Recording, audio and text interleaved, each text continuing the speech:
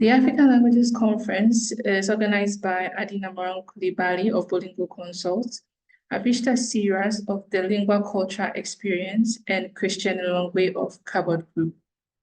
The African Languages Conference 2024 has the sponsorship of Hybrid Links and the support of the African Academy of Languages, also known as ACALAN.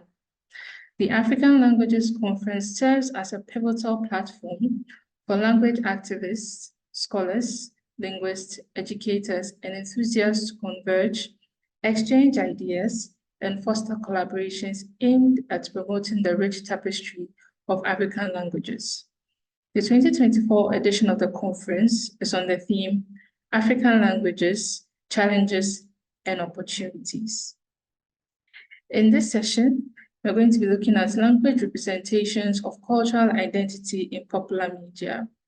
The session is going to be held in Kiswahili, Sheng, and English.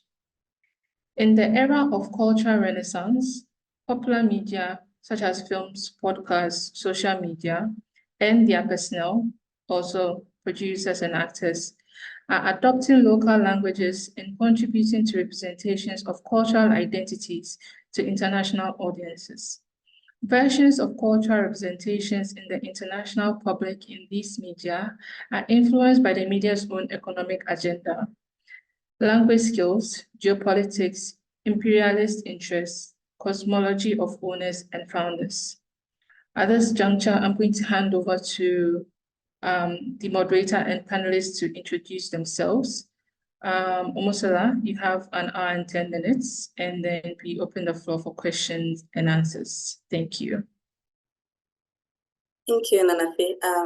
My name is Omusula. I'm formerly language researcher at Bolingo Consult, currently a doctoral student of communication and media at the University of Oregon here in the United States.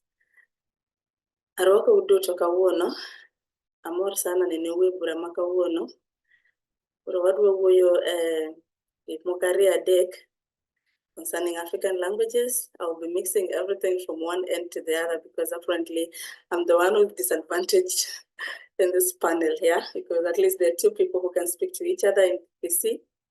And then Gyekye will be doing a little bit of Chui here and there. And perhaps the other panelists, akiungana nasi baadaye, tunaweza zungumza Kiswahili, tukazungumza Dholuo. And I hope that we're going to have a great time trying to deliberate on how languages can be used in the popular media, which is what I'm really interested in my research, where I'm looking at representations of language and cultural identities of African indigenous languages in films in Africa. Yeah, currently I'm concentrating on the Shaka Ilembe films. I don't know whether you are conversant with it, but they have used entirely the isiZulu language in the film, and that is something that I found very interesting. And we have a great panel here. I chose the panel in such a way that we are able to have a wholesome conversation between a scholar in the language, between a community representative, that is Mr. Momanyi, who actually has written a dictionary in Kikisi or Ekegusi. And we have Daniel, who comes in from the angle of new media, the artificial intelligence and all of that, because we cannot wish away the developments in the society, but we can work alongside it as we try to maintain our languages and our cultural identity. So I'm going to give my panelists a minute each to say something, and I hope that this session is going to be a learning experience for all of us. Karibuni sana, arwako uduto. Yeah, welcome. Maybe I'll start with Mr. Momanyi. Biamono waminto na wakwanirie ase dietali ngorobon maragoba aiga Kenya maragoba bande gomore asibwakire inde no mogo kase okobamo na inu ase gukwana iguru yeminwa yitu ye ye Africa imaite na bantu mbatuligere dikorikinse mu kinsinyo cyonsi cyense onsi abatoroche twabaliganiria ase egekaranse ke na senkwana turatwal. Yes, as mentioned, I am from Kenya. I was born here and lived most of my life here. I'm happy to join this great team talking about this great topic. That's really impacting so much on our languages, African languages, most especially. So until the session's over, please, I hope that we'll be okay. I'll be talking mostly in Ekebusi because that's my mother tongue and the language I like conversing in. Thank you so much. Asante sana. Gyekye? Hey, you're from me, Daniel Appiah and Ghana, and me a PhD student at the University of Oregon. My specialization game studies and disability studies, AI and virtual reality, and I'm able to connect it with looking at it in the African context. So I'm like me African society. It's an I bet me the game Appiah Omusula STEM activities or African society. So I'm Daniel Appiah and I'm a PhD student at the University of Oregon and doing game studies, disability, and STEM education in the African context. So I'm seeing how we can use education to connect with STEM and also virtual reality and gaming in the African society. I'm able to connect this other components of the African society to games and see how it can help individuals in the society to learn.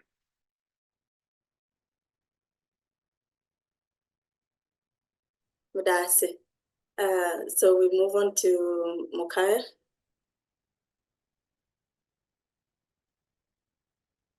Thank you for this opportunity. Asante sana na washukuruni waandalizi wote kwa kongamano kama hili ambalo linaenzi na kuheshimu na kuendeleza lugha zetu na tamaduni zetu za Kiafrika. Kwa hiyo nashukuru sana. Na ninkoro chegabo. Keno yuminta maneno kwa hiyo kararo ai nene kwa maskanionsi. Na na go kiringe kusino kerega as a conference mune. I speak both Ekebusi and Swahili, a little bit of Sheng. I am a language professor here at the University of Oregon. I teach African languages, mostly Swahili, but my research is also in contact outcomes of language. When languages meet and cultures meet, what happens? Usually we have seen that in that case, you have new outcomes. Languages influence each other, cultures influence each other. One of the things that I will be coming back to over and over again is the idea that culture and language change all the time. Change is something that is always going to be there. And I think that flux, that flexibility is something that we need to talk about and how to handle it, accept it, and then try and control it in some way, use it to our advantages. So really grateful to be part of this panel and to learn from all the great minds here. Thank you. Nashukuru sana Bwana Mokaya kwa kujijulisha kwetu. So against the background of African cultures and the setup of Africa generally, ni muhimu kuzingatia kwamba lugha za Kiafrika they cannot exist on their own. It's an entire entity, which means they are custodians of African languages from all angles and all ends. Yeah, and because of this background, I would like to discuss. We are going to be discussing a lot of that based on that background, and I want to start with the first question, which I'll relay to Bwana Mokaya.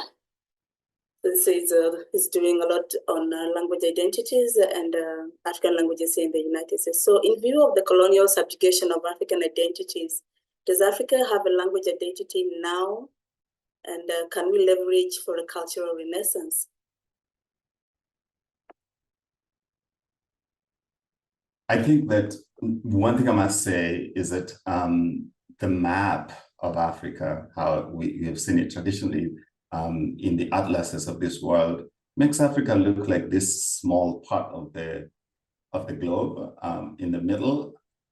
But I must tell you that Africa is a huge place. One of the things that we have seen in trying to decolonize studies, ukiangalia ramani ya Afrika in its, if you look at it in its, critically, you realize that actually Africa is such a big place, and so therefore it's a very diverse place. And so sometimes I'm afraid of talking about Africa as if it's one entity. It's because of how big it is. It has these different types of climate, different types of politics, different types of economies, but it's also as going back to the founders who thought about Pan-Africanism. It's also a big player in the world today. So we have seen after the colonial scramble of Africa, the European colonization, we are seeing new players now try to come to Africa in a very concerted way. So the Chinese and Arab and Middle East, including the Far East, places like Russia's interest in Africa, all of these make Africa a very strategic place. So I say that to say that yes, we do have to think about that presence. How do we manage the fact that we are over 1 billion people in Africa? We are the cradle of mankind. I think that all of the studies that we have done so far show that Africa is where human life started, and so we are a big force in the world. So the question but at the same time, we are very diverse in Africa. So there are over 1,000 languages in Africa. The estimates are like, we might be like over 1,000 languages, at least, big languages in Africa. Some languages have over 1 million people. So how do we actually represent Africa with one language? That's going to be hard. But I have to say that, nothing remains the same. Things change. And so when we think about representing Africa in the diaspora, away from Africa, we have imagined with languages like Swahili, isiZulu, languages like Wolof, languages like Yoruba, have been taught in different places and universities and institutions outside of the continent. In fact, we think that a language like Swahili is taught in over 100 different institutions in outside of Africa. And so we know that a language like Swahili is spread. It might not be spoken by the most native speakers, but it's spoken as a second language across East and Central Africa. So, in places like from Somalia, Ethiopia, Sudan, Congo, DRC. And because of the unfortunate events in the Great Lakes region, people who spoke Swahili around Central Africa have moved all the way to Congo, Brazzaville, and so Swahili, not because of a good reason, has moved all the way to the Atlantic. There is Swahili during the colonial struggle in South Africa and in Namibia. You had all these guys stay in East Africa. They have taken Swahili back to their communities. As former Sam Nujoma used to speak Swahili. People like Agustino Neto, people like Samora Machel speaks fluent Swahili. So Swahili has captured the imagination of people across West Africa. Of course, you have languages like Fulani that span different countries in West Africa. So we do have languages, and Arabic spans across North Africa. We do have languages that span across many countries in Africa. And so we can think of like when we think of, is there an African language that can actually link people, there are choices. We can look at these kinds of languages and say, yes, if we wanted one language, we could. But I'm also of the opinion that we could have all these African languages thriving. We do not have to have one African language that represents Africa. I think that part of the colonial legacy that is troubling us in Africa is to think that we need one language, and therefore we defaulted on a colonial language as a language of communication. But we don't need that. Multilingualism, the idea that all languages can coexist, is something that we can see in this world. We've grown up with these languages, and we can speak. We don't have to even speak one language, we can speak many. But I think that what is more important is that we let our languages all thrive, right? And once we do that, then you have an identity of Africa as a plural linguistic place, right? That is a place that many languages are spoken from, a place of mutual respect. We have, because of colonial legacies and stuff, we have a hierarchy built into our languages. So if you speak language A, you're not as, that language is not as respected as language B, either because of the politics in the country or the numbers of people who speak it. That should not be it in Africa. I think that we should have in Africa all these languages thriving. So the identity of Africa is a multilingual place. I think that's an identity that I want to stay behind. Okay, thank you so much. Nimeshukuru sana. Hiyo ilikuwa quite elaborate, which is very good. Inanipeleka kwako Bwana Momanyi, kwa sababu wewe ni mmoja wapo wa watu katika jamii ambao mnajaribu kuendeleza lugha za Kiafrika kwa kutengeneza kamusi za Kiafrika ili watoto ama kila mtu tu nyumbani aweze kuzungumza ile lugha, and to be able to have these languages stored for us in books. What would you like to add about maintaining our identities, based on what you could pick up from where Bwana Mokaya has left, or you could take us another direction? Yeah. Thank you so much. Ambayo amezungumza Bwana Mokaya ni kwamba nchi nyingi za duniani, they are coming to Africa for business, for investment, and they are even coming to stay. I feel that we could leverage on that, so that when they come to Africa, they find that wherever they want to settle, there is a dominant African language that is spoken. And I feel that this is something that can be done, so that government or communities,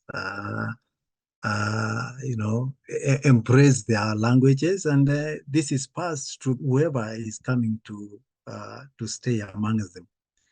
Learning a new language is like learning a song. It's so easy. Some people think that it takes resources to do that. And I have seen visitors to Africa, to our country, tourists who come from outside of Africa.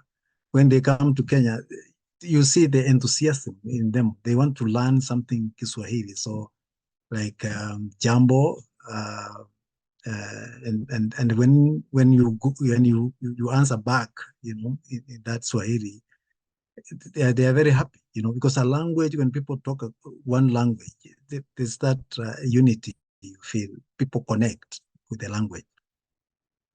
So one other thing I would like to say is that for a long time, starting from families, the languages need also to be documented. You see, if you don't document a language, and if intergenerational transmission of the same language is not strong, then what it means is that only the aged people and those who have only a few years to live this world know the language. And when they exit the stage, where would our young people be left, those who are the children? So it's important that we embrace the idea of documenting a language, and not just the language, but everything about the language, you know, the indigenous knowledge. Let it be documented in indigenous languages so that at least this knowledge is passed on from generation to generation. Talking Ekegusi is a language spoken in Kenya, it's a Bantu language. Ingaki entambe abaiboli igo bagukwane gesongo gosige Swahili, especially young parents or those who stay in town. Bakwane gesongo gosige Swahili gochia sabana bao. And so silently, the message the children get is that Ekegusi Nkebwatingencho is a waste of time. So this message is silent but very strong. And the Kenyan government's constitution, and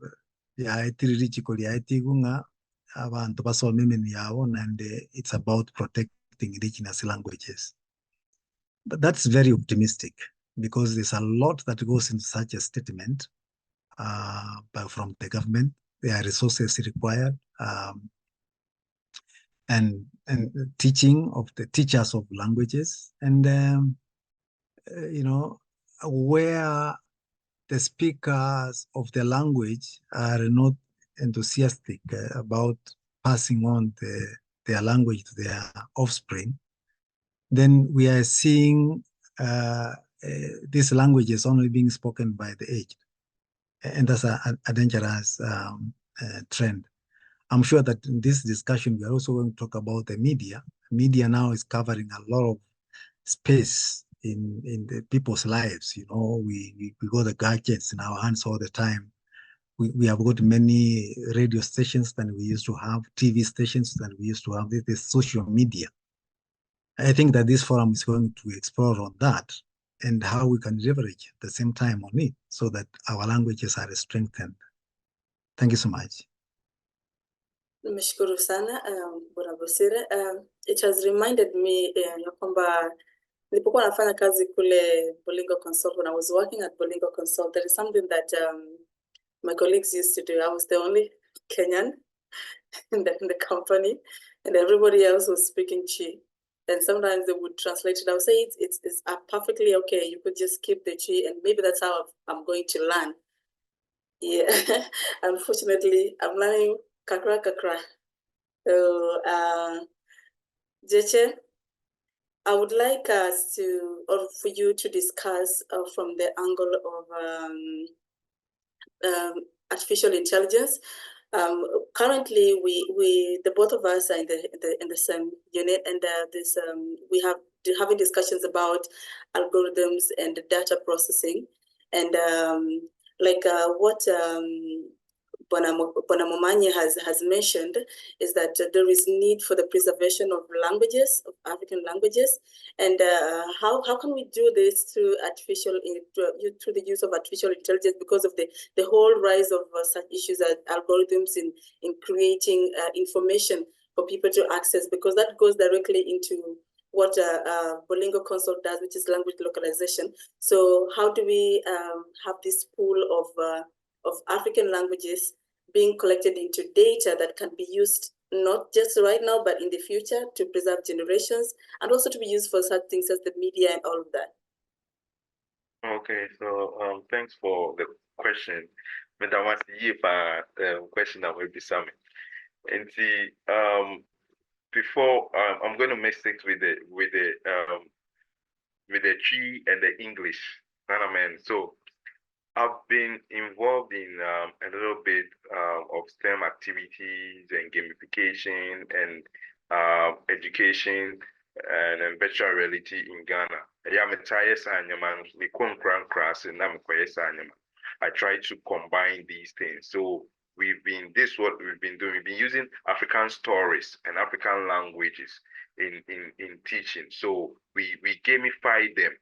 So if we have an African language or African folklore or story, we gamify them and we use that in teaching STEM activities.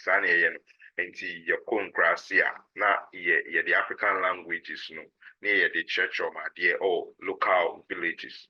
So that's what we've been doing.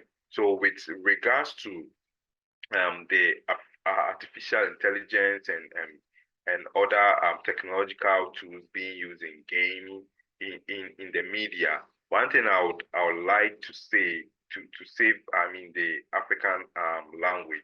One thing I would like to talk about most is about the creators of the language and the creators of these platforms. Okay, we need to make sure that we champion this event. That's the most important thing. So recently in class, we talked about data mining and data, because now the data we have in our contemporary world now, most of these data do not really focus on promoting the African languages in the society. So if we have any platform, the creators of the platform needs to make sure that they promote these languages on it. So for instance, if you go to a Chinese platform or an American platform or any platform that has been created for people to engage themselves on, you will see that these platforms have different languages. But you ask yourself that, do we have these African languages on it? Mostly it's no. So mostly now people are using these new media or new technological platforms to promote their languages in the society. So that is what is not happening in most African societies now. And if we are able to champion these activities through data science and other things, I believe that these things will be successful. But so for instance, if we have a platform just like this platform we have now, like this, has everything written in English. Yeah. So if we have a platform which has all these items here and everything is done in or written in our local language and maybe has a transcription to English and other things, I believe that that may be different. That may also promote the African language or the local language. So when someone sees it or when someone downloads the app, this person would be able to know something about the African language. So that's what we've been doing in the Ghanaian society. The applications we have has some Ghanaian local language applications now or local languages, Ghana local languages like G and other things. So the application, for instance, we have one application called Anansi the Teacher. So Anansi means a wise person in the Ghanaian society.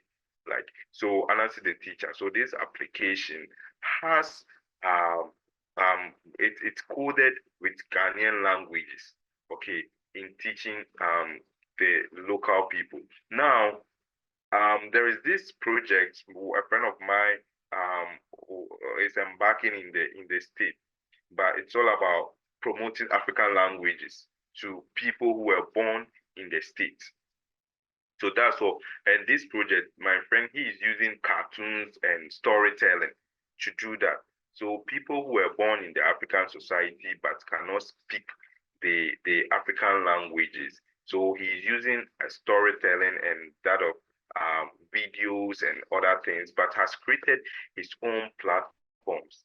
Okay, so just like as Omusula just said, now the algorithms now, yeah, it's like, and the artificial intelligence and other things, if it's like data, and these data are coded by individuals. So if Africans want to promote such data or want to champion such an event for this artificial, because most of these, we've been discussing it in class, most of these artificial intelligence and these data they have, most of them are racially like more inclined. Like if you ask them something about Africa, if you ask them about the languages, they don't give you good results about it. So you ask yourself that, why is it so? Because of the data they have about these languages. So it's time we also need to change the narrative by championing technological innovations. So by championing data mining and data interpretation and programming. So if we're able to do some of these things, I believe that we'll be able to change the narratives with regards to some of these things, because these apps we've been discussing is these algorithms and AI really have negative connotations when it comes to, some of them. You ask them about the African language, they should translate it to this. They tell you that, oh, I'm sorry, I don't know anything about this particular language. It's because it hasn't been coded, or the person who programmed it is not from Africa, or doesn't know more about the African languages. So I believe that we can look at language and technology and AI and all these innovative tools and try to make sure that we use that to promote the African language in our contemporary world. Thank you. Asante sana, Bwana Gyekye, for that contribution. You'll have to learn the Kiswahili slowly, one by one. Why? Yeah. Okay. So Daniel spoke about something that I feel like we should talk a little bit about it. And I will be inviting Bwana Mokaya to come in and be talking about destigmatizing our languages once I am done with this. The idea of what I'm beginning to understand about the idea of artificial intelligence is that it does not work on its own. It works with people. And people are the ones that input these things. And if it is people that are inputting this, so any bias that comes out of it cannot be blamed on the machine, but can be blamed on the people. So in a recent conference, was it a conference? Maybe a workshop, where a presenter was talking about women and feminism in Africa, and he was talking about women husbands in Africa. And what I liked and what I appreciated was that he stuck to the narrative that these things exist, but there is a way that we define them or call them in Africa. And perhaps that is where we need to start from in trying to push our languages in the international spectrum. To first of all accept that we have those things, but we have a different way to call them. Because the moment you translate these particular words into English, then it distorts the actual meaning of what it's supposed to be. It takes away from the cultural relevance. It takes away from the meaning, which is why I've also been, which is why I'm interested in understanding how languages and cultural identities are represented in films, because that is one of the platforms for which we can use to bring out ourselves, to bring out our cultures, to bring out our languages. One thing I usually find interesting is that the demonization of Akan films in Ghana, whereas on the other side, I kind of enjoy these films, even though I don't understand what mostly happens. And this is, I like this thing that happens where there is a bus that goes, this is for the purposes of people understanding, there is a bus when you're traveling in Ghana from Accra to Kumasi, where they speak Dichui. The bus company has decided whether you like it or not, you're going to be watching Akan films. There's no otherwise. And I like that, that instead of being given Nigerian movies, with no offense to Nigerian movies though, but you're given your language and you have to listen to it. The same thing happens in Kenya, but in this essence, it depends where you're going to. If you're traveling from Kenya, from Nairobi to Kisumu, you're likely to be listening to the Luo music, benga, and that kind of music from the beginning of the journey to the end. It kind of tells you where, and these things eventually get into you, and you begin to appreciate the language. So I would like Bwana Mokaya to come in a bit and just speak a little bit about destigmatizing our languages. Asante sana. Ninafikiri kwamba kwa kweli kwa muda mrefu sana kuanzia kule ukoloni, lugha zetu zimenyanyapaliwa sana, na tumepitia mfumo wa elimu ambao ulikweza lugha zetu and made us feel for Daniel's on behalf of Daniel, I'm gonna translate this to English. Lakini tumepitia kubaya kwa sababu kutoka kule wakoloni walikuja wakasema kwamba lugha zetu ni mbovu. Kule shuleni wakaanzisha shule zao kwa Kiingereza, lugha za kikoloni zile zikawa across Africa, zikawa kwamba ndizo ambazo tunatumia kila wakati. Zikaenziwa kwamba usipozungumza Kiingereza kizuri kule, especially in our schools, that wewe basi labda, you know, even your intelligence is not as good. So we've gone through a long period of colonization. And I teach a class here called African Voices, or Voices of Africa. And one of the things that we talk about is the colonization of the African mind. I think that of the worst things that happened after colonial control was not the political control, nor was it the violence, the physical violence that people went through. I think that we dug out of that in the 60s. Africa became free, most of it, and today Africa has been free, but we have not been free in terms of our culture and in terms of our language, especially. In most places in Africa today, we're using English to speak here, and I'm glad that the host is insisting that we speak our own languages. I'm glad that we have languages that we can speak, but colonial control delegitimized our languages. It delegitimized our cultures. And so I'm a Christian. I have nothing against Christianity, but Christianity, Islam, all of these new religions, school education, all of us who went to school without revealing our ages, but I think all of us who went to school in Kenya in the 60s and in the 70s and the 80s, we knew something called the disc, which is something that you hang on your neck if you spoke anything other than English on school ground, they give you something called a disc, which said in many cases that you are stupid as a donkey, right? And so we went through a school system that completely erased our identities as Ekebusi speakers, Luya speakers, Luo speakers. We didn't want to speak those languages. Nobody wanted to speak those languages. I went through school thinking, if I spoke fluent English, and in fact, if I added some twang into it, that's how intelligent I would look.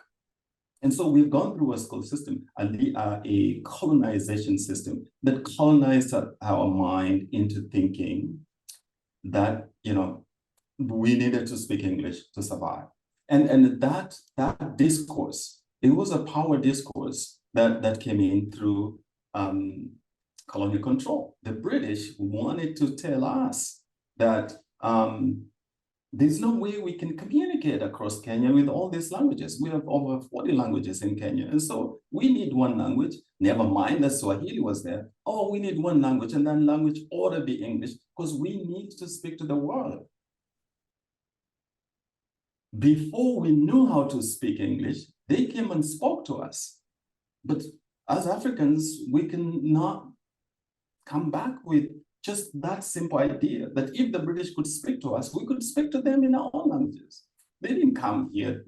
They didn't have to learn Ekegusi to come to speak to me. They still came. So I could use Ekegusi to speak to them. So that colonization has gone on until today. In many countries in Africa, the official language is still the colonial language. It's not until 2010 that Swahili in Kenya became a core official language. All that time, Swahili was not an official language. In Tanzania today, Swahili is not an official language. So, and it's in Tanzania that Swahili is spoken most in many domains, from the home to the office. But it's not the official language. So I think that what we have done is that colonial control has continued to privilege the colonial languages. And then there was another discourse that said some ideology that said, oh, you know what, we do need to have a national language and an official language. So for that reason, languages like Swahili or Yoruba or Igbo or Swan or whatever are national languages of pride. But for official documents and everything, we need a colonial language. We don't. I think that we need to get to the point that that is not there. And they have used, and these languages have been used as a way to drive a wedge between us. And so you think that there is a thinking, there's an ideology that if you speak different languages in a country, you're not as united. Now that's a fallacy. You do not need one language in order to be united. People have been fighting in Somalia forever. Somalia has only one language, right? So it's not that one language gives us unity, nor is it the case that many languages give us this unity. It's what we do with our politics that gives us unity or not. And so we ought to be able to speak our languages freely. We ought to be able to revive and revitalize and make those languages happen. And that we have seen that happen in urban places.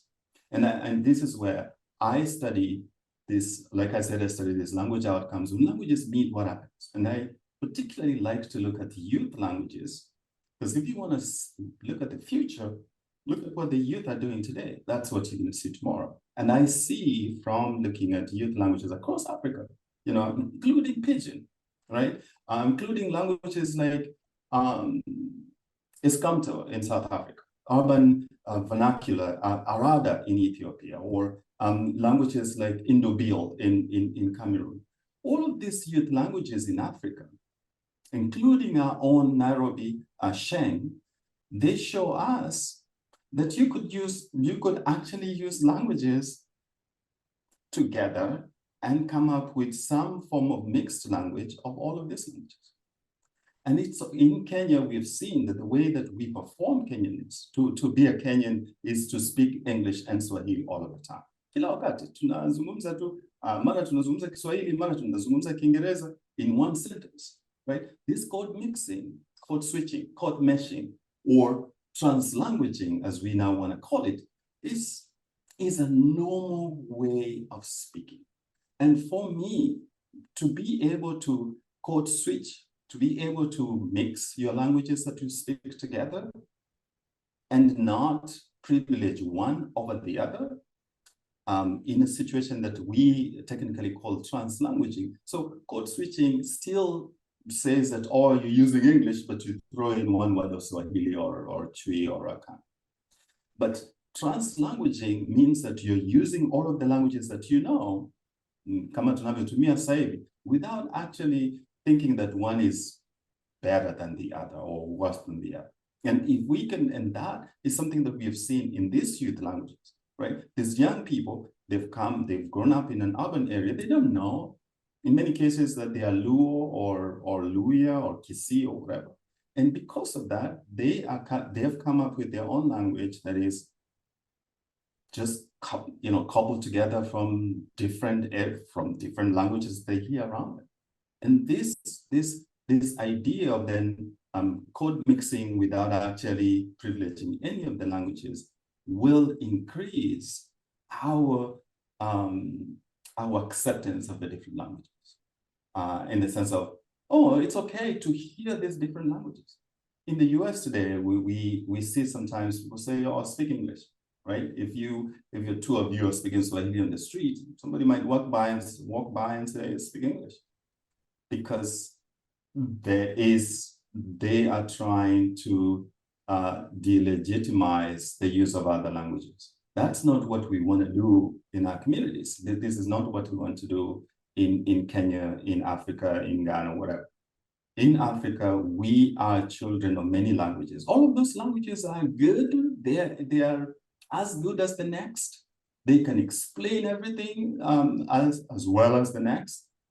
Language does not privilege you over the next person. So I think that what we need to start with is self-love. what we need to start with is to get out those colonial legacies of privileging some languages over others, and revitalize the use of our own languages. Take the cue from our young people who are doing this translanguaging, right? When the kids speak Sheng in Nairobi, that is an identity they want to forge forward, in showing that they're not Kisii, they're not Kikuyu, they're just Kenyans living in an urban space together. That is part of what we need to do to destigmatize our languages. In terms of the media, I think it's high time that we start to be authentic in how we actually represent our languages in the media. And I know that I'm over speaking here, but I just wanted to say that in terms of in terms of taking out the stigma from our languages, one of the ways that we can do that it's accept code switching. But one of the ways that we can also do that is to accept the use of code switching in media, right? So when I look at the youth forums, that when I look at slam poetry that is done by young people in urban areas in Africa, when I look at what they do in their walls, in the WhatsApp walls, in their Facebook walls, you don't see any one language privileged. Actually, what you see is the use of these languages mixed together. Just as people speak on the street, you see that on media. Some might argue that will spoil their languages in the classroom. I beg to differ. I think that people, when you mix languages, it's because you know that each is a different system. You know them enough to mix them. Mixing, when you mix languages, is not random, right? You can't just mix words together to make meaning. It's because you know where you can put, you can bring one word to fix it in. I think my research shows that one way that we need to be authentic in representing the culture that we have on the street is also to represent that in media. And I'm glad, for example, a film like Nairobi Half-Life and some of the films that we are seeing coming out of Africa now, the use of pidgin, the use of translanguaging, the use of linguistic practices that are not considered kosher in the classroom or in elite circles is used there to represent how actually people live and practice culture. Thank you. Asante sana. Hiyo ilikuwa mazungumzo marefu lakini mazuri. So whilst when Mokaya was speaking, I was just thinking about the rise of such platforms like TikTok, podcasts. I think those have opened up an avenue for a lot of African language use. You know, it's actually interesting how we all gather in these platforms, and somebody is speaking a language different from ours, but we are understanding what they're saying. Like, they don't even have to translate it into English for us to understand. Like, we literally fit in. I mean, it's something, I think that is one of the things I appreciate about being African-based, is it's a spirituality that connects us. When we come together and somebody's speaking a different language, you kind of feel like, najua huyo anasema nini, ama ninaelewa kidogo anachokisema. Alafu pia bwana Mokaya amezungumzia filamu ya Half-Life, that's the Nairobi Half-Life, which kind of gives you a little bit of what Nairobi looks like. It's not my ideal film because I have a struggle with the representation of a society in a particular way, which also always goes into what is the agenda of the people who are sponsoring the films. Yeah, which is why I'm advocating for films that are done by Africans with Africans in their languages, and you're able to represent your cultures by yourself, you know.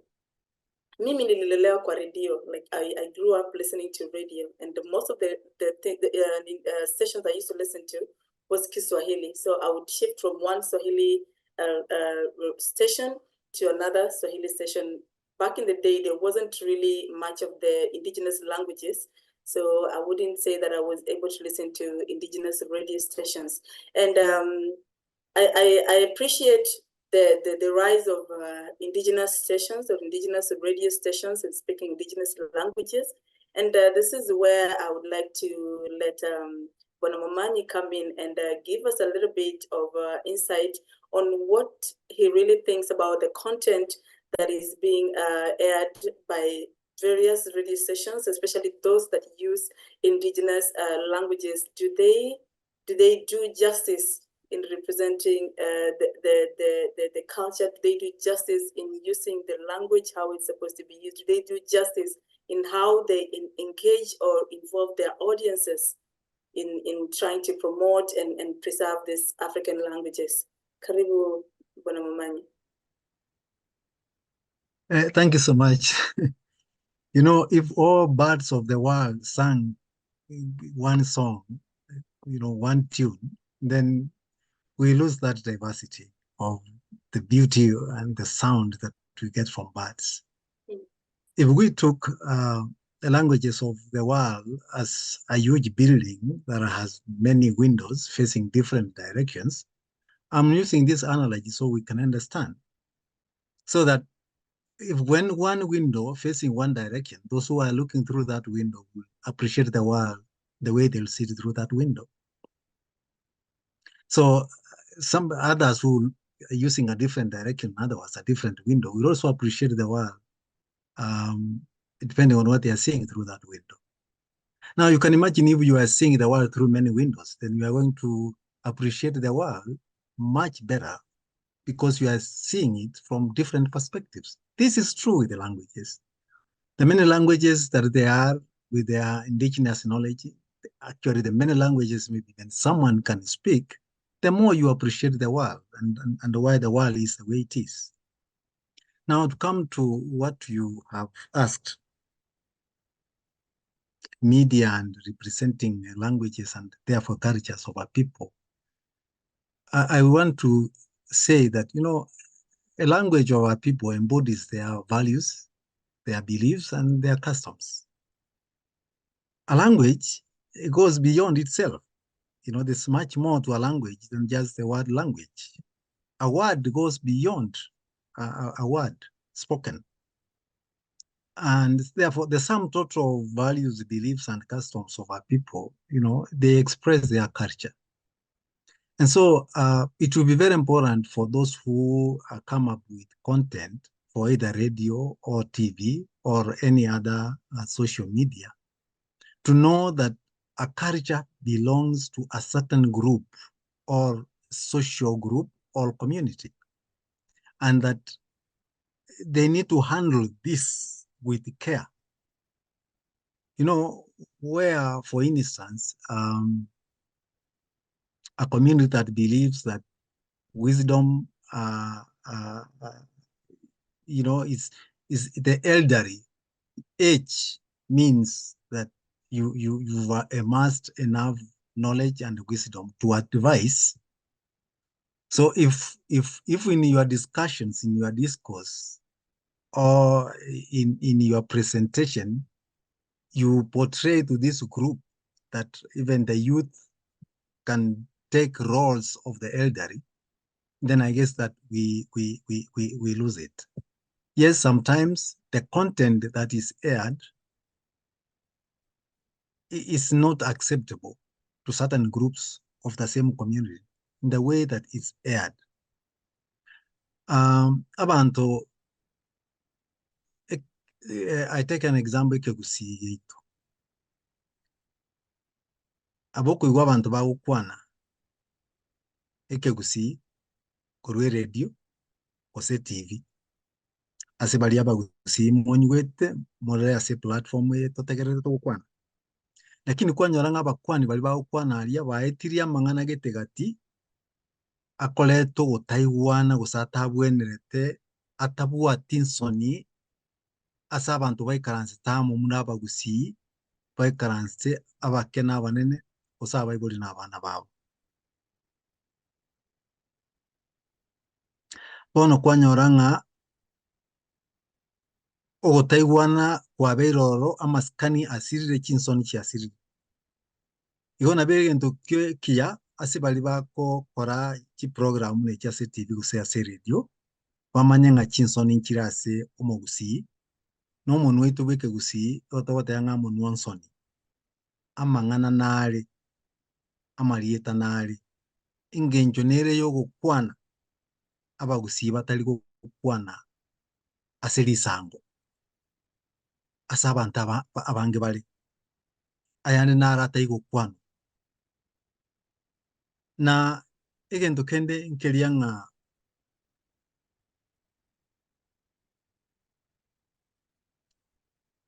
onye togo aya togokora gose tokworokia ase drama gose cartoon gose ebinto buna ebio okomanya nkora abagusi bamanyete gose the animals that they use in their cartoons abagusi bamaete ng'a ogasusu nero omong'aini ase chinse chinde buna bo Nigeria igo bakoira enkuru muna nere among the animals it's a clever one, it's a wise one. But you oyerete bono ring'ana eria ase kegusiyo otebe ng'omonto ori garo omong'aini muna enkuru gose gakora ebinto muna enkuru you see bono bagusi mbaikora enkuru muna abantu ba Nigeria bakoyerora iga egento nkere igoro ye ogasusu abagusi bako bairete ng'a ogasusu egaro omong'aini nonya okando I mean enchogu oganchogu karo omonene lakini tari mong'aini tabwati seme bono ekero these actions chitari kobekwa kulingana no culture no kwegena kwa abomogusi kere igege okoburukania abagusi igo nare emphasize ng'a content ring'ana riri ritori mwamu chisemi chiria bari bakobeka ase radio gose ase TV gose social media onye gotagete rikere abantu ango ntobwate an organization, an authority totwara an authority sometimes ekorigere ng'a amang'ana aya ntwasoka isi koria sanse ntwabagora chimbago gose notore within ekiagera gokwana amang'ana ekegusi goes beyond ring'ana igo tosike torigere ng'a amang'ana ki kero togokwana amang'ana ki togokwana ng'aki tokoyakwana ng'o togokwana na barabu totwara amasikani ne chinsoni chiro gati y'abantu n'ebikori by'abantu ntocha kobatokani ase batabwenete kokorekwerende igo bono ase bari bakorosia content ekero mogokorabo koraboria ushauri korwa ase abagaka mbuya tore gose iga twasokire isiko ria sanse egocha kogera abantu bande banse gukwana abanse kwanga ekegusi egento kende nkeri ng'a ase chinyomba chia bantu oito ekegusi bantu bantu mbaigwancha gukwana ekegusi ekiagera bakagete ng'a ekegusi nkebwati mang'ana kerakwane eriegere kereng'ane muna eminwende muna bono egeswahili gose egesomo kore nase eng'encho totaraire engaki esaini muna twairete engaki esaine kworokereria yani gosoma egesongo na egeswahili chisukuru onye ndiri twokoire engaki yaitu tosome emenu yaitu the nuances of ekegusi yaitu tokemanye obwansu bwaye tomanye ng'ekegusi nakio ngebwate grammar ngebwate tenses ng'aki kekokwana gochia ng'aki gekokwana gochia ango nakio kinkwanja tore kokwana ekegusi yaitu ekiana ero omonto oito omotang'ani so my appeal ase bari bakoros content otaratebia abantu ekiara bari obwate ari mbaigocha goonchorana korara seek advice ining'ana eri mbuya ngochikori mbuyarire ntaete kobeka iga mbuyarire I am sure ng'a nabo abagaka mbaro abang'ina mbaro abantu mbare basomire baratebe ng'a yaye eng'encho gwakebeka iga ngochikoba kere iga eriegere kegere twanche ekekwerende gaitu ntarakora abasongo mbachete pakatole menu yeito, pakatoroke menu yao. The colonialists were here. They labeled our languages the way they did. That machination was there. That is now in the past. What we should now, what I'm asking, and I'm asking all of you listening to me, what are we doing at the moment so that we bring back what we are supposed to do? Are we speaking our languages with our children, with our friends? Are we increasing the domains of use? Aseke gusigo semenuni bwege Africa, otaliko kwanu, nkoyo kwana tole. Nchire nyingi goko nyaranga no ena sabantu bale ngaini bamanye to munu yoyomo, bakogenda gusene bago chama gusene echiro, gusene kanisa, ose ge karanzo kende gyonsi, kwanyaranga go bago kwanu munu utali munu obo na ende balenge. Bono totuale emenu ase to kwana emenu yetu yeke Africa, emente. Ebirero tolereke Africa, tolereke gusi. Achira sande birero abantu bagotaka kolere egesongo, bakolera omonte egesongo okegosinya. Igo tolereke gusi ase kanisa abantu bande batayikoigwa bonse bakuweke gusi tokwaneke gusi angechende. And kwanu umuntu weke gusi no eno liyo legati no iguo bote bogotaka kumanya umuntu. So I will urge those who prepare content to know that that a language of our people embodies their values, beliefs, and customs, and that this sum total expresses our people's culture. So if you are going to prepare your content, prepare the content in such a manner that you will preserve the people's culture through that language that you are using. Try to learn what's acceptable. With who? Who are your audience? So what have you put together as content and how are you going to pass it across? It's very important. Thank you very much.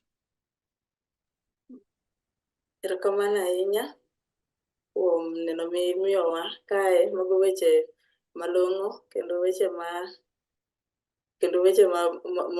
maduong'. I must represent my mother here too. So that is the Luo language, which is also one of Kenya's indigenous languages. So as we, because we want to spend a lot more time conversing with you through one question or the other, so I'll take it from Gyekye as we move to Bwana Mokaya, alafu tumalize na Bwana Mumanye. At least you could give us your last remarks or something that you felt you should have said and wasn't particularly mentioned in the questions that were brought up. We could just we'll wrap it up and then we get into the question and answer session and interact with our audience. Okay, so as you just said, I think there is this, when you talk about AI and tech now, we have this concept called computational linguistics. Okay, computational linguistics. So that is the language of AI. Okay, it's like the language that AI understands. Okay, that is the human language that AI understands. So that AI language is then what translated into for the computer to do what, to understand. So just as we said, if the computer, we want the computer to understand our language, we also need to make sure that we also put it in a way that we also promote the African language for the computer to understand it in such a way that we, the speakers of the language, need to champion it and now command the computers to speak such languages or to understand such codes. Okay, so that when people use these platforms, they'll be able to know and understand what you're saying. So everything boils down to, with the AI stuff side, everything boils down to the computational linguistics, trying to make sure that, okay, so the computer languages, we have some African languages in there that some computer codes can just speak and make it easy for us to promote our languages. Thank you. Asante sana, Medasi Papa hapa. And then we would go to Bwana Mokaya. Asante sana mwenyekiti wa kikao, kwa sababu ninashukuru sana kwa kupata nafasi hii kuzungumzia lugha. Lugha zetu ni adhimu sana. Kwa hiyo nafikiri kila tunapopata wasaa au fursa ya kuzungumzia lugha zetu, kila tunapopata wakati wa kukaa hivi na kuzungumzia lugha zetu za Kiafrika na kuelimishana, nafikiri ni jambo muhimu sana. Kitu ambacho labda ningependa kuongezea ni kwamba tujue tu kwamba lugha lazima zibadilike. Kila kunapokucha, I think kwamba lugha zitabadilika, kwa sababu lugha na tamaduni ni vitu ambavyo havikai katika sehemu moja. Mara nyingi ni kwamba ukiangalia kama lugha, kama kwa mfano lugha zile za Kilatini zilibadilika mno mpaka zingine zikafa kama Kilatini. Lugha ya Kiingereza kwa mfano katika sehemu mbalimbali za dunia, lugha ya Kiingereza inazungumziwa kwa njia tofauti tofauti. Kwa hivyo tuna lahaja na lafudhi tofauti tofauti ambazo zinaibuka kadri lugha inavyozidi kutumiwa, na lugha inavyozidi kutumiwa na watu wengi, basi inazidi kubadilika. Yale mabadiliko nafikiri ndio mimi ambayo ninaangazia zaidi, kwamba yale mabadiliko yasitukanganye kwamba lugha labda inaelekea kupotoshwa au kupotoka, kwa sababu yale mabadiliko yanaonyesha kwamba lugha inazidi kukua. I guess I just wanted to end with the idea that we have to be, I think we have to be ready for the fact that languages change over time. And languages die because people do not manage that change. And I think that in our own African languages, we should be prepared that they will change. And that change is good. Languages change all the time.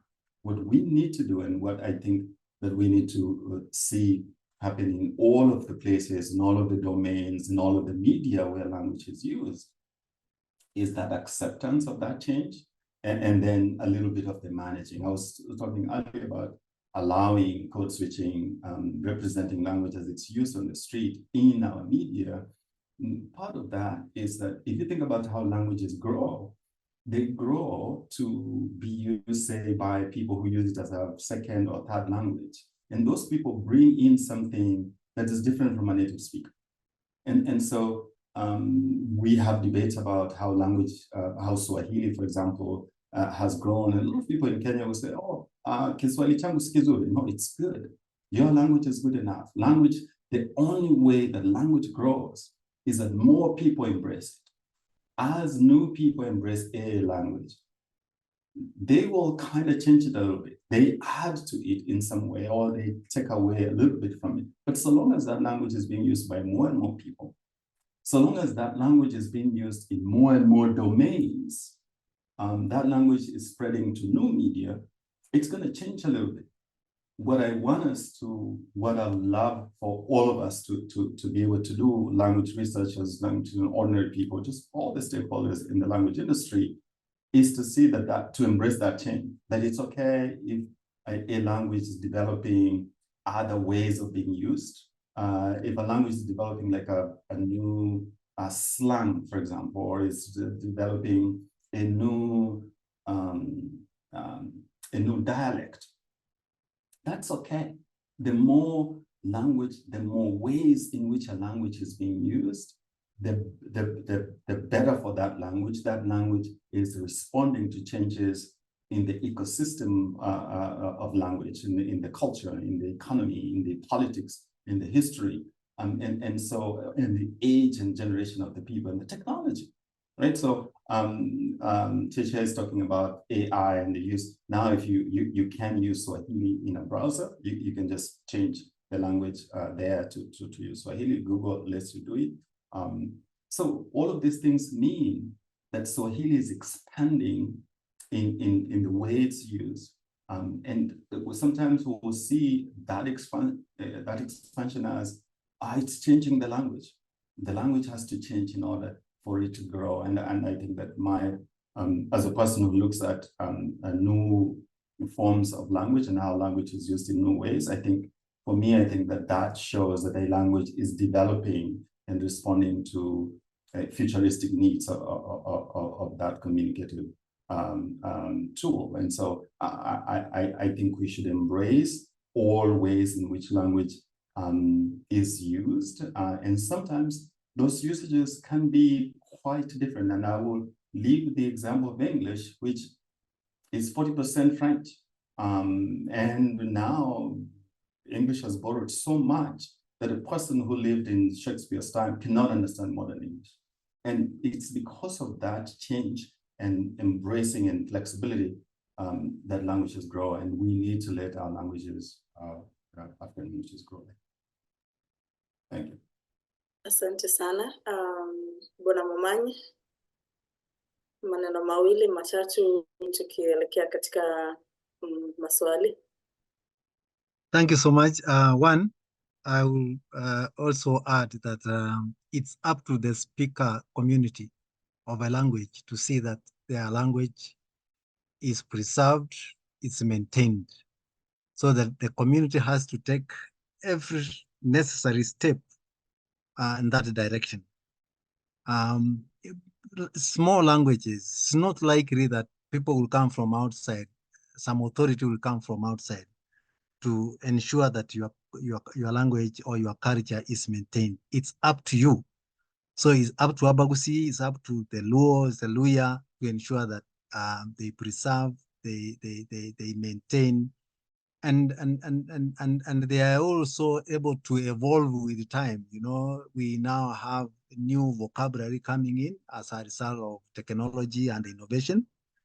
So Kiswahili is expanding because it's also bringing in this new vocabulary that did not exist long before the coming of the computer programs and such things. So that in research and as new vocabulary comes in, there is really need for communities to come up with authority bodies that will ensure that their language is also growing in tandem with technology and research. Finally, I would say that some languages were in their symbols of, writing, representing them, written. Like Kikegusi, utuaetu, chiva welisan, chioka, a, e, I, o, u. But we now know that we have 7 vowels, kiarantobuate o, ntobuate na e.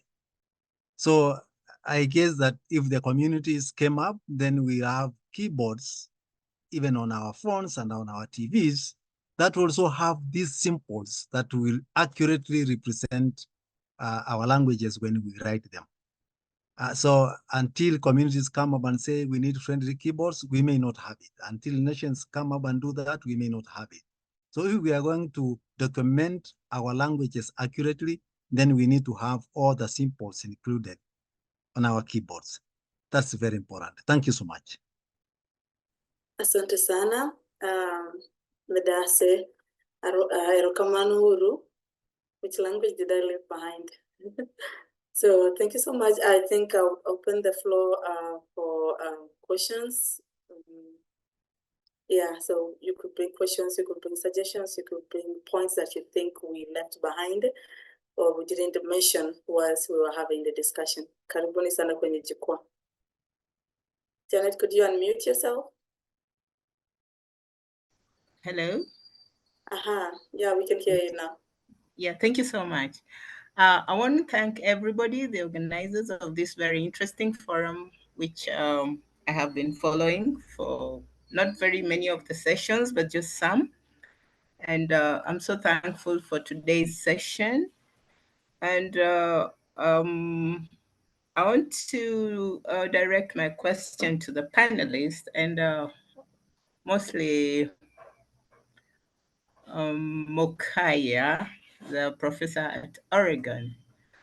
There is one notable experience that the propagation or the enhancement of African languages is really a domain of the scholars.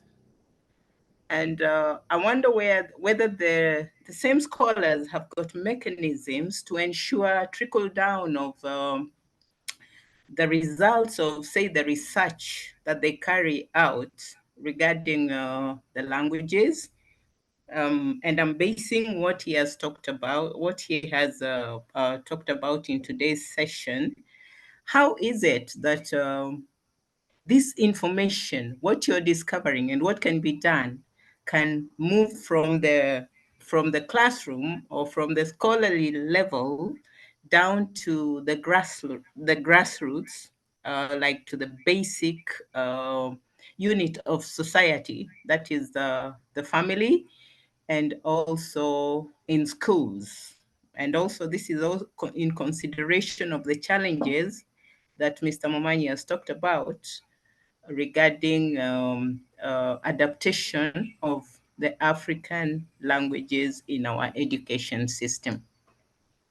Thank you. Thank you, Janet. I think that's an awesome question. I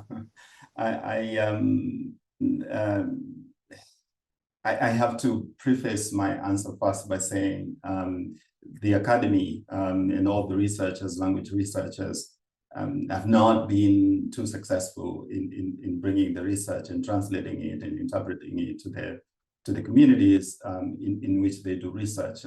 That's not been was not part of our training before. I should say that I've gone through a school system that didn't tell me that I had responsibility for the communities that I did my research in. And so for that, I greatly apologize. But I think that there's no awareness that our research should be able to translate to community, and that it should be able to go to the grassroots and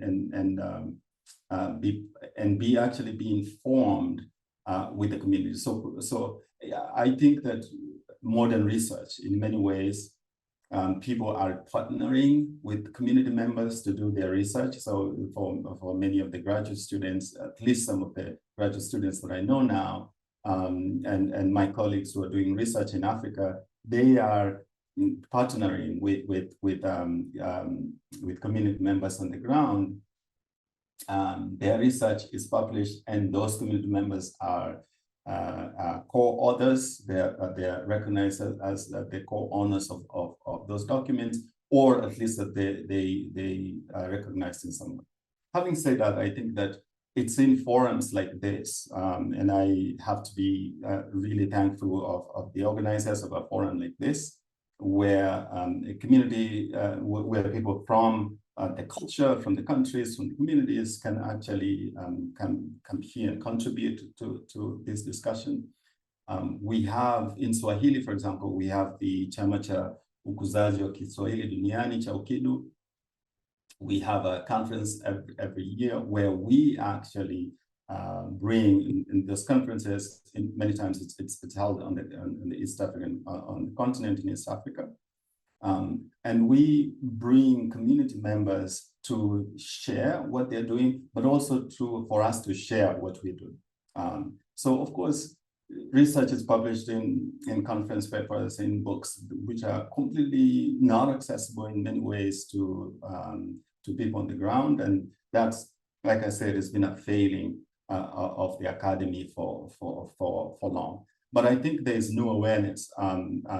When my brother was doing his research on the dictionary of the Kebusi, which is my first language, we collaborated a little bit. And these are some, and I know a lot of the researchers now doing collaborations in their own communities to try and actually make research be translatable and be meaningful to the community. Right now, in many departments, when you decide that you're going to do research on a language in some place, there's a question of what do you do? What is that going to do for the community? In the Department of Linguistics here at the University of Oregon, you cannot do research in any community without saying what it is the community is going to benefit from your research. So we have a we have a 3-question kind of proposal that you have to do. It has to show what it will do to what your research is going to do to help the University of Oregon and their students, what it will do to the discipline of that language or of linguistics, and what it will do to the community. And the community is 40% of what that's happened. In short, I guess I should say that we haven't done much, but I think that there's no awareness now that we need to do that. I should say that in the new curriculum in Kenya, for example, the new school curriculum in Kenya, I know colleagues who, including some of my graduate students, who offered to be volunteers in trying to shape that discussion. So it's in part of this, and our politics has not allowed academicians to be part of the process, but I think that that's changing, or should change. Janet, I hope that response was adequate for you. Okay, we have Peter now. Okay, thank you. Good afternoon, panelists and host. Yes. So can you hear me, please? Yes, you're quite clear. Okay, good. Yes, thank you for this forum. Yeah, Mokaya, hi.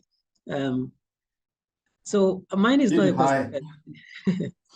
It's not a question per se, just a comment. I think I really like the input you made about not stigmatizing our language. So my understanding of your talk is that decolonizing our language and not stigmatizing it really mean that really the colonial experience, it's a huge blot on the morality of the world, but it is not the major and only reference point for African history and African culture. I mean, and that's what I get from your point. The fact that we've been colonized and other languages have infiltrated our cultures does not mean that colonialism or the colonial experience is our point of reference to now fight back. We've had history before the colonial experience, and we cherished our culture, our languages. You know, that's what I get from your point. And you know, so we need to, whether we went through the colonial, where we've had a colonial experience or not, we really cherish our culture and our language, and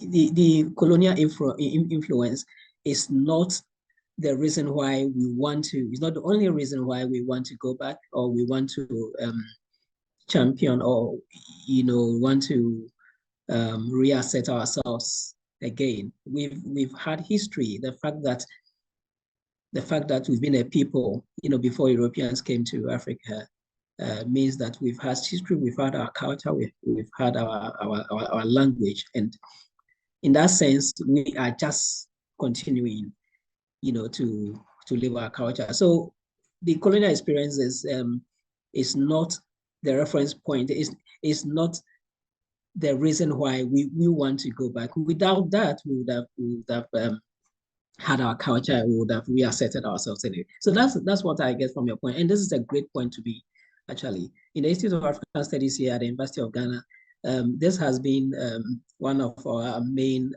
pillars of work, that we are not so much all the time referencing the colonial experience as the point from which history of Africa began. No, not really.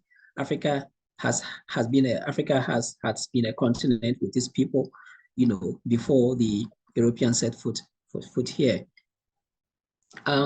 Yeah, so that's the first point, and I think that's a very good point that you made. So we are reasserting ourselves and our culture, our language, just because we are us, and we have this culture that we are proud of. The second point I wanted to make is that it's also just a small point.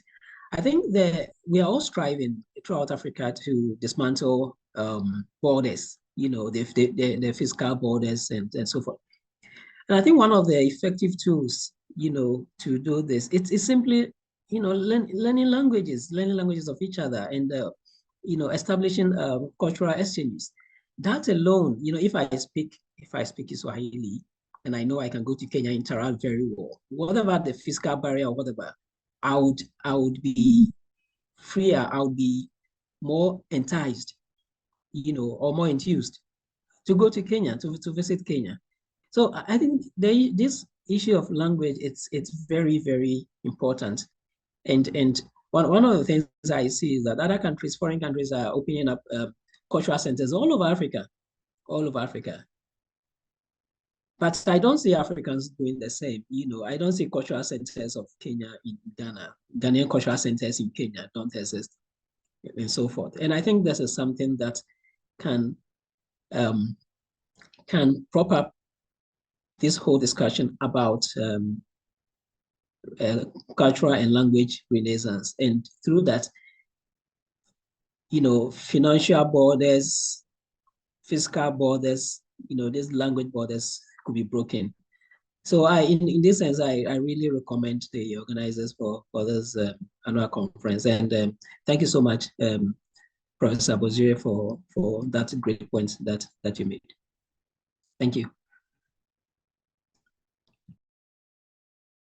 Would you like to, Mokaya, would you like to comment on that, or?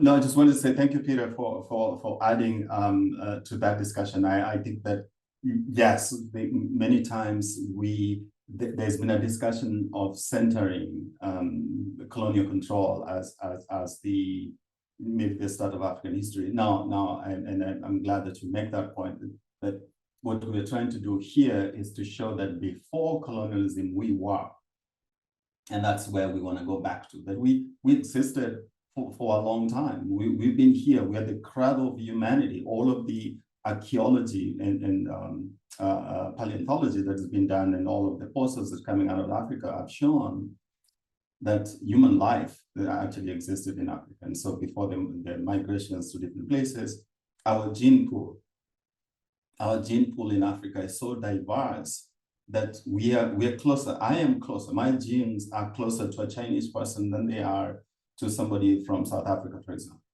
showing that we have been on the continent for so long, so that our gene pool is as diverse, and shows this diversity in the alleles that you can start to trace genealogy from. All that to say that, yes, we were here. We've been here for a long time, and we survived with our languages and our cultures.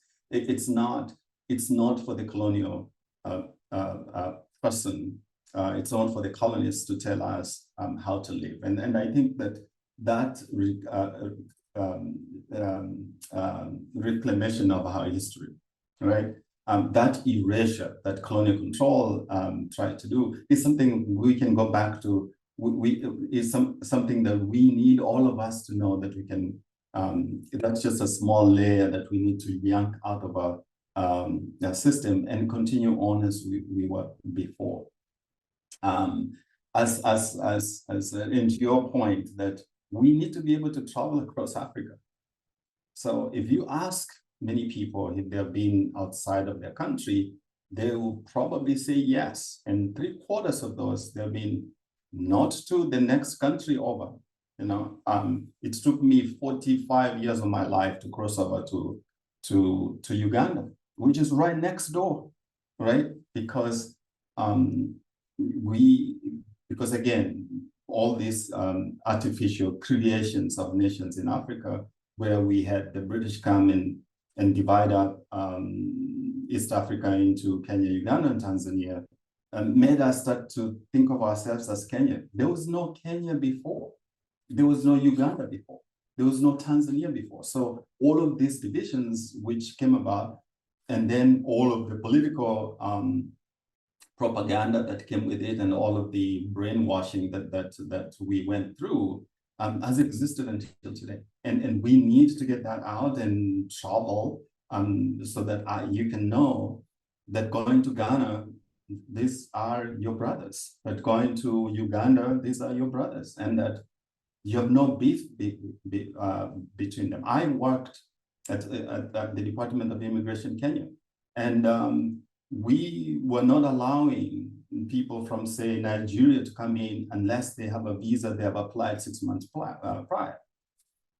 Why? Because we have been told Nigerians are this way and that. We were not allowing Sudanese to come, or because these people are this way and that. In all of those, and so the politics, our politics and our education needs to change. When you travel whenever anybody has traveled to a different country, I am really encouraged by the Maasai saying that the person who travels, or the eye that travels, is the eye that actually becomes wise. So whenever we travel, whenever we have met with our African brothers across the continent, you realize they could have grown up with you in the village, right? They're no different from you, right? And so this is what we need. We need more. We need more interaction. We need more travel. We need all these restrictions about visas. Why would Africans have visas to travel to the next door? We should get all of that out, and then we encourage an education system that actually teaches that history you talk about. I know more about Napoleon than I know about Mansa Musa, for example. All I know about Mansa Musa is like he traveled to the pilgrimage in Mecca. That is not the history of Mansa Musa. That's not all of the history I should know.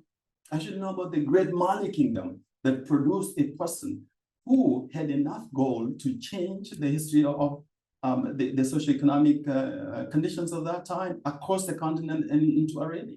I should know that. I don't. And so I think that that's the decolonization that we would like to see in the academy, that allows us to know of our great history and go back to it.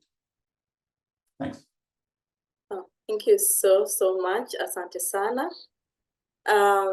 Tumekuja katika tamati ya kongamano letu. In the Luo they say erokamano kumbire buranie, wago erokamano mangeny. And I'm really grateful to be part of this over and over and over, transitioning from when I was doing my language research, working as a language researcher with Bolingo. It has opened up my mind and my space in how I look at indigenous languages, cultural representations. It's just not limited. Like, we have to accept the fact that we're walking into the technological era and appreciate what comes with it and see how we can factor these without interfering with the meanings, the initial meanings of our own languages and our own cultures and our own values. So, Medase, Gyekye, how would I say this in Kikisi? I should have learned this before I go to the platform. Aha. Thank you. Thank you so much. Erokamana Ainya, Muchi Mkakra. Thank you so much. And I hope that next year, same time, same place, we'll be able to have made steps. I feel like this year, from last year's conversation, we've made a step.